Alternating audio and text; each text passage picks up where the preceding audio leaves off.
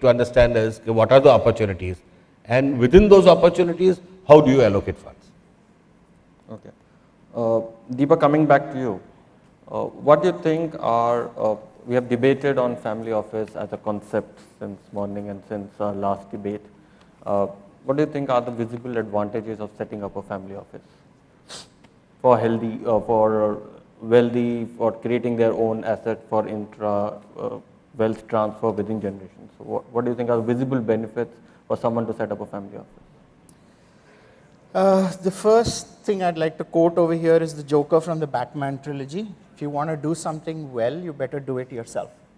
So setting up a family office in many ways is an extension of the family trusting a particular bunch of professionals to manage their wealth through certain generations and hopefully help it grow.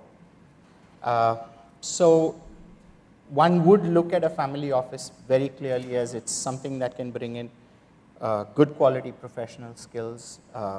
Integrity is very important.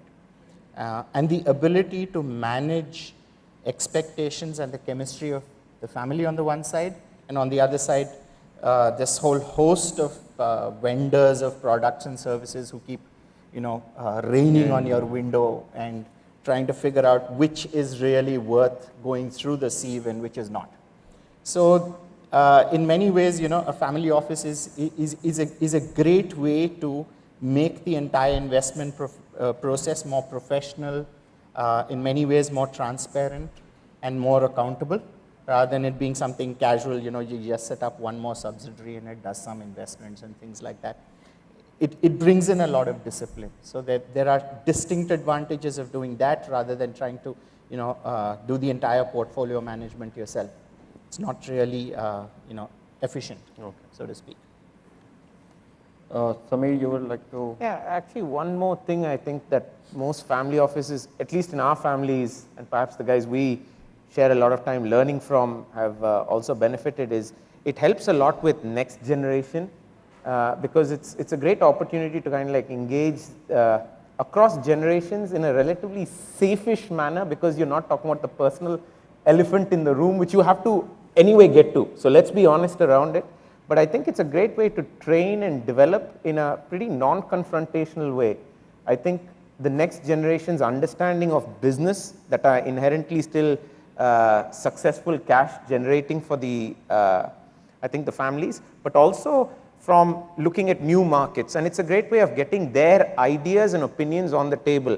I mean, there's a Swiss family office we learn a fair bit from, and the best example they quote is they had a hippie in the 90s who approached the senior, and these guys were predominantly real estate in retail. And he said he wants to do something in this world of solar and wind, and they all said this is a joke, right? But he kind of like stood firm, and they said, okay, we'll give you $1 million, go away, right? So he took $1 million, and this happens to be the family that owns the two largest renewable energy companies in the world. He was the minority investor in both, right? So that $1 million, 9 years later, was worth $10 billion, right? And all of a sudden, this hippie was no longer considered the hippie in the family. This person was now considered a person who, from a new age, a new reference point in the family, that, hey, there are new businesses we can be part of, setting a legacy that's far better than real estate for strip malls or whatever. I mean, there weren't so much in strip malls, but I think those are the kind of stories we love hearing from our peers in the family office, because they're the things that people will remember on the deathbed, right? It's not, let's be honest, it's never going to be 19% IRR, 31% IRR. That's irrelevant. Okay. Jimmy, to you, coming from a background major into real estate, is real estate still considered the most preferred option for any of the promoter or a family office to make a decision on? Anurag, I'll tell you one thing. Now, it also depends, like when I just heard both these gentlemen talk right now, they talked of family office requirement where they need to develop new businesses within the group. Now that you may call it a family office, you may call it a group center, or you may call it a center of diversification. That exists, I think, in most of the business groups. and that has been existing for a fairly long time. It may comprise of people within the business heads of the group. It may include the managing directors of the group companies. It may include the CFOs. But by that, you call it by any name, I think it has been existing for a fairly long time. What I was talking under the impression is that in addition to the businesses that the group is involved in, because that is its core strength, in that it always has its professionals. If they're diversifying also into another line of business which is allied to or may not necessarily be allied, but which people believe is the business of the future, adequate deliberation is done, maybe using consultants to give the advice, because by and large, most of the business houses have advisors, whether they be tax advisors, they be technology advisors or whatever. So that has always been there, and there is a group which looks at all of that, because the promoters themselves have limitations of getting into the details of everything. So it is this group which will really look at, call it by whatever name. But what I'm saying is, in addition to the business that the group is involved in, which also will take care of the succession, the group always, or the promoters would always have some of the individual funds which they would like to deploy. And that is where you sometimes look at somebody within the family who will take care of investments, whether it be in real estate as a mode of investment looking into the future, or whether it be in commodities. But these are different things, and that's where I think external advice becomes very imperative and important. But running your own business or the group of businesses, I think most of the business houses have a team ranging from 3 people, 5 people, 7 people, who form the core team, who will recommend to the promoters, giving the advantages and disadvantages, keeping in available, because after all you must understand, managerial resources, financial resources, all are limited within every group. And there are various opportunities of investment available, so you need to decide on which will suit the family the best. Now that is something which is different. When you are looking at opportunities of deploying, say somebody has given you, like when you talk of mutual funds, or when you talk of portfolio management, as people come and talk about, we will manage your portfolio. Now that is a different story. That's where you have somebody, maybe 2 people, maybe 1, maybe 3, depending on the size of the investment, the number of people involved, who will talk to people who are like this family manager, fund managers, who come and explain to you what opportunities exist, and then you decide as to how to allocate. And by and large, my recommendation to everybody would be, don't depend on only one fund manager. Ideally have more than 2 or 2 at least, so that you know how people are performing, what are the views of the different people, so that you get better opportunities to be able to take a more concern and you get the experience of all of the people, and you take a right decision on behalf of somebody else, because ultimately then you are in a position of trust where you are deploying funds as a trustee on behalf of somebody else. And you asked a question regarding real estate. I think the real estate market in India is also maturing now. The real estate market again would get divided, and it keeps on changing from time to time depending what the economic conditions are, whether it's commercial real estate or whether it's residential real estate. Currently, the residential real estate in the recent past has definitely been more of flavor than anything else. But long term, one can always look at commercial real estate from a yield perspective, because today, unfortunately, with the interest rates also in India being where they are, to be able to leverage and build a portfolio of real estate where you can look at reasonable yields, because today if you look at residential property, the yields would vary between 2.5% to 3%. Similarly on commercial, I don't think it really exceeds 5-6%.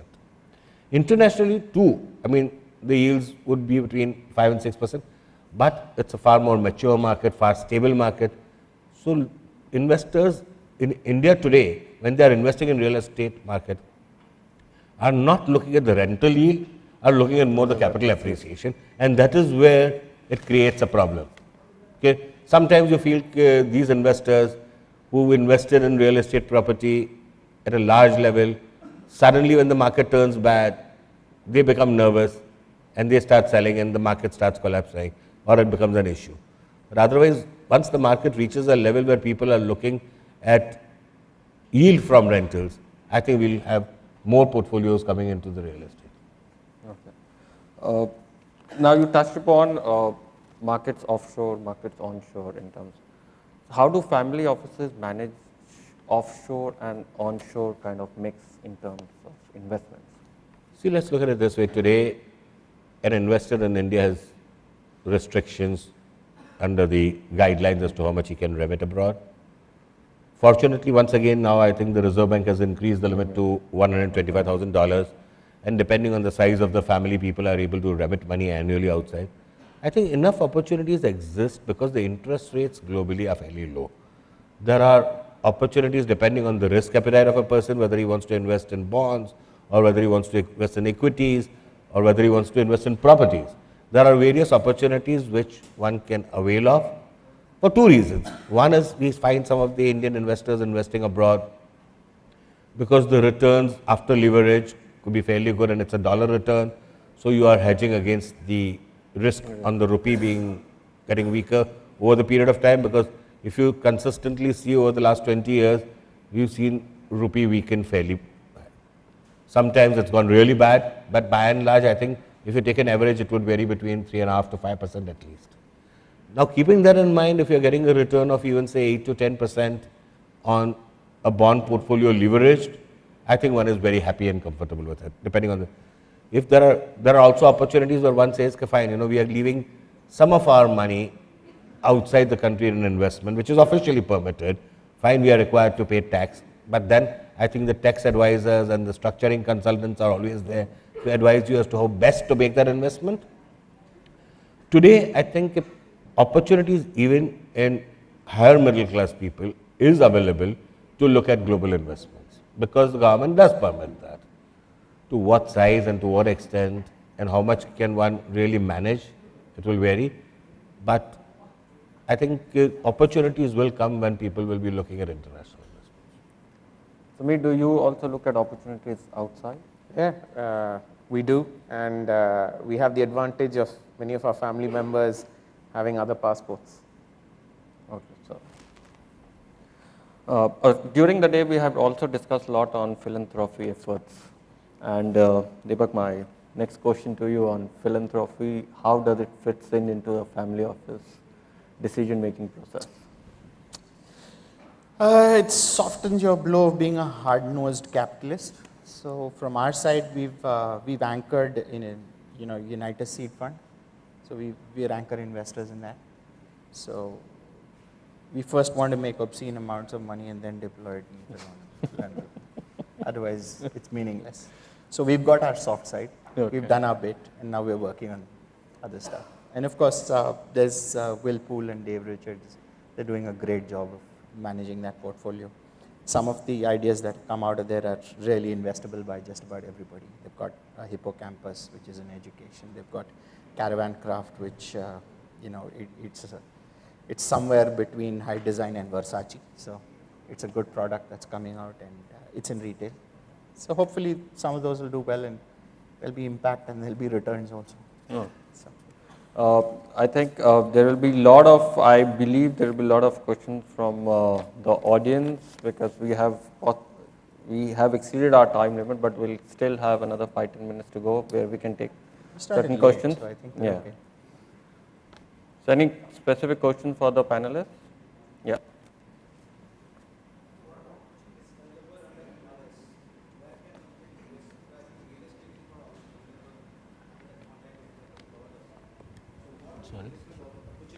With the liberalized remittance scheme, what are the opportunities available?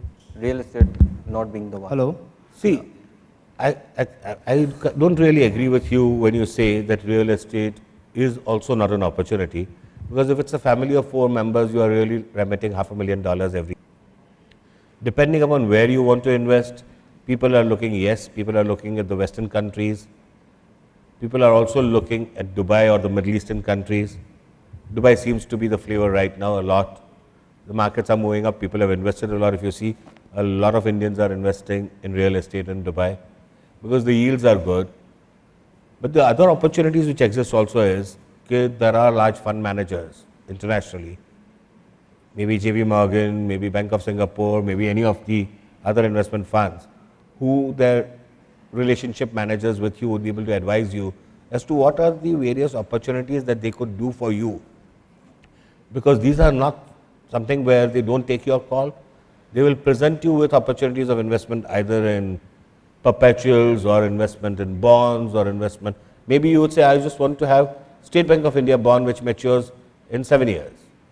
Because there the leverage rate is hardly 1.5%, 2%. So if you are able to have a spread of further 1.5%, 2%, then return on your investment will turn out to be fairly good. Now if you take a mixed bag of investing partially in bonds, partially in some of the equities which you feel will also grow, I mean that's a slightly higher risk, but that adds the beta to your return. So keeping that in mind, I think one can get a reasonably fair return. So the thing is basically why I asked you is, I read through the RBI notification, it doesn't specify under 1,25,000 real estate is option, but they didn't specify what are the options available clearly for that $1,25,000. Sorry for that?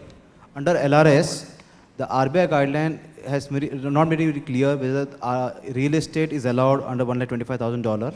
It says you can do other investment, but what is the other investment has not been clearly specified. So that's why I want if you can clarify exactly So what. honestly, I really am not aware because for the last 3 years I have also become a non-resident now. But but I see opportunities that today investment in bonds or equity is something which anyway is permitted by Reserve Bank. And a lot of people are making those kind of investments because they are able to get a good leveraged return. I am not too sure whether investment in real estate is banned. No, I don't think so. Because I think people are investing. And yes, depends on the country and the regulations over there. Like even in Dubai, one cannot make an investment in real estate in all of the areas because some of them are restricted only for the locals. But by and large, yes, they are permitted to invest and people are looking at return on yield because in Dubai also